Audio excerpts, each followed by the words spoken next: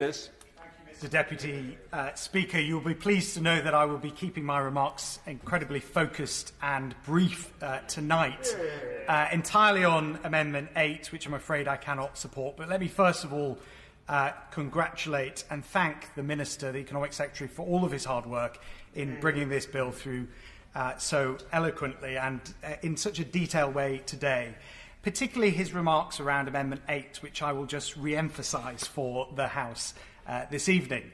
He set out very clearly that there are 250,000 people with inactive lenders, of which 120,000 are unable to switch. Of that, 70,000 who are in arrears, which means that they are unable to meet the risk criteria of other lenders. But it is worth pointing out, Mr Deputy Speaker, that the government are taking action to help financially vulnerable people, help financially people with financial difficulty with mortgages through, for example, the Breathing Space scheme, which helps enhance legal protection for borrowers, but also through the Pro-Action Protocol, which essentially puts repossession at the last of the queue as a last resort for borrowers. But the centrepiece of this amendment is, of course, the cap on SVRs, and I entirely agree with the Minister and many others in the market who suggest that this is unfair to borrowers with active lenders. But most significantly,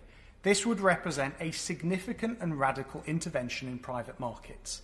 It would represent a serious risk to financial stability, as the Treasury and the Minister have outlined.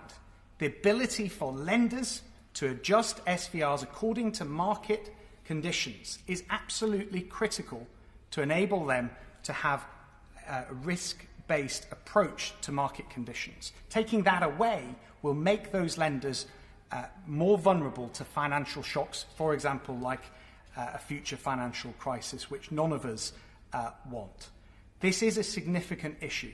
The Treasury have said it, but also the London School of Economics, as many speakers have already outlined, have said that they do not support a cap on SVRs.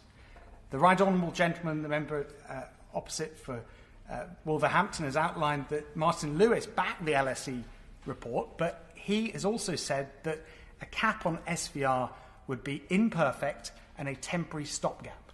That is not a ringing endorsement, and for the reasons I've outlined, I cannot simply support this amendment.